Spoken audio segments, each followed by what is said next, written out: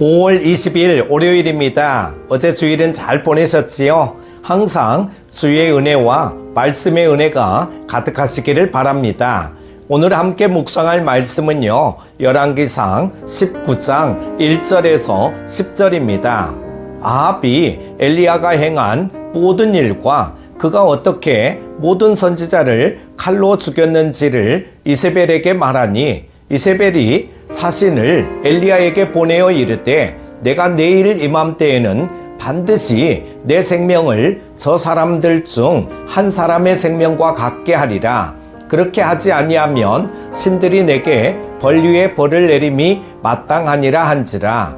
그가 이 형편을 보고 일어나 자기의 생명을 위해 도망하여 유다에 속한 브엘세바에 이르러 자기의 사환을 그곳에 머물게 하고, 자기 자신은 광야로 들어가 하룻길쯤 가서 한 로뎀나무 아래에 앉아서 자기가 죽기를 원하여 이르되, 여호와여, 넉넉하오니 지금 내 생명을 거두시옵소서. 나는 내 조상들보다 낫지 못하니이다 하고 로뎀나무 아래에 누워 자더니 천사가 그를 어루만지며 그에게 이르되, 일어나서 먹으라 하는지라. 본즉 머리맡에 숯불에 구운 떡과 한 병 물이 있더라. 이에 먹고 마시고 다시 누웠더니 여호와의 천사가 또 다시 와서 어루만지며 이르되, 일어나 먹으라. 내가 갈 길을 다 가지 못할까 하노라 하는지라.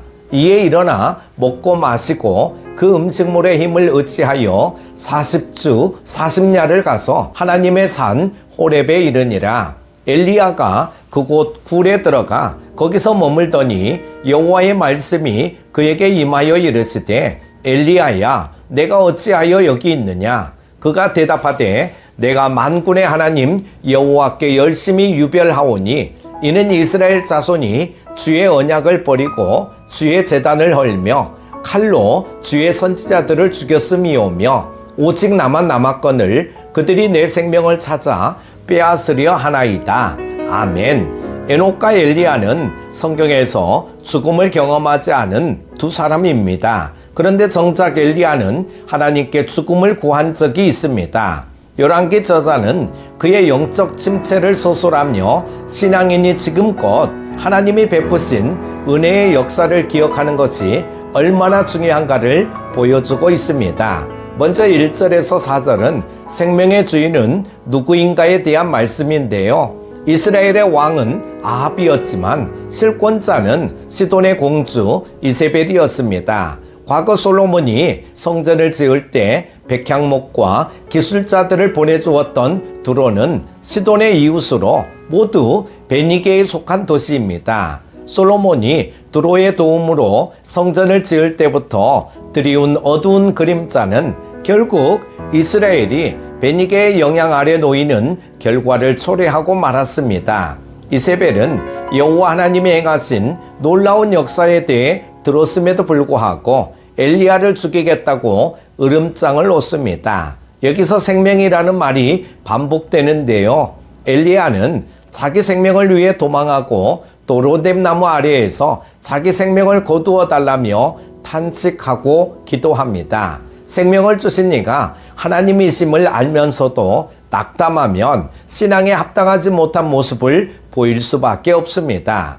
두 번째는 5절에서 8절에 내 역사를 기억하라는 말씀입니다. 생명의 주인이시며 엘리야를 사랑하신 하나님은 엘리야에게 과거의 일들을 기억하게 하십니다. 천사가 그를 깨워 떡과 물을 먹고 마시게 한 장면은 그가 그릿신의 물을 마시고 까마귀가 가져다 준 음식을 먹었던 일과 사르밧 과부의 집에서 밀가루가 떨어지지 않고 병의 기름이 마르지 않았던 일을 기억하게 합니다. 또한 하나님은 이스라엘의 역사까지 기억하게 하십니다. 엘리야는 천사가 주는 음식을 먹고 마신 후 그 음식의 힘으로 40일을 걸어 이스라엘이 출애굽한 후 하나님과 언약을 맺었던 곳 호렙산에 이릅니다. 이는 과거 그 조상들이 만나를 먹으며 하나님과 언약을 맺고 40년 동안 광야에서 생활하던 역사를 떠오르게 하는 대목입니다.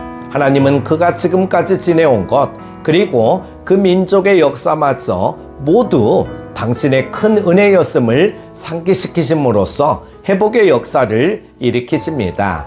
세 번째는 9절에서 10절에 내 사명을 기억하라는 말씀인데요. 내가 어찌하여 여기 있느냐라는 하나님의 질문은 사명을 일깨우는 질문입니다. 그러나 엘리야는 사명의식을 회복하지 못합니다. 과거 모세는 호렙산에서 금송아지를 예배한 이스라엘을 대신해 하나님께 용서를 구했지만 엘리야는 내가 열심히 유별하고 나만 남았는데 저들이 나를 죽이려 한다. 즉 나는 정당한데 그들이 악하다라고 말하고 있습니다. 이는 조금 각색하면 이런 말이죠. 나만 하나님 섬기며 말씀대로 살면 뭐합니까? 다른 사람은 아무도 그렇게 하지 않는데요. 말씀대로 살았더니 결국 이 모양이 되고 말았습니다. 주님의 일을 하다 보면 엘리야가 경험한 것 같이 낙담하는 경우가 없지 않습니다. 하지만 우리는 그때마다 지금까지 우리를 인도하시고 사명을 감당하게 하신 주님을 기억하며 신앙을 회복해야 합니다. 사랑하는 큐티 가족 여러분, 엘리야는 3년의 가뭄 가운데 자신의 생명을 지키신 하나님을 기억하지 못하고 이세벨을 두려워했습니다. 그는 하나님이 광야에서 40년 동안이나 이스라엘을 먹이신 분임을 잊었습니다. 이처럼 하나님과 이웃을 원망하는 마음이 들 때마다 우리는 지금까지 지내온 것이 하나님의 큰 은혜라는 사실을 기억해야 합니다. 여전히 주님은 이 땅에서 역사하고 계시며 우리 교회를 붙잡고 계십니다. 이 믿음으로 오늘도 감사와 기쁨으로 충만한 하루를 보내시기를 소원합니다. 오늘 하루도 성령 충만하십시오. 기도합니다. 좋으신 하나님 아버지, 아무리 능력이 많고 은혜를 많이 받았다 할지라도 때로는 지치고 낙심될 때가 있습니다.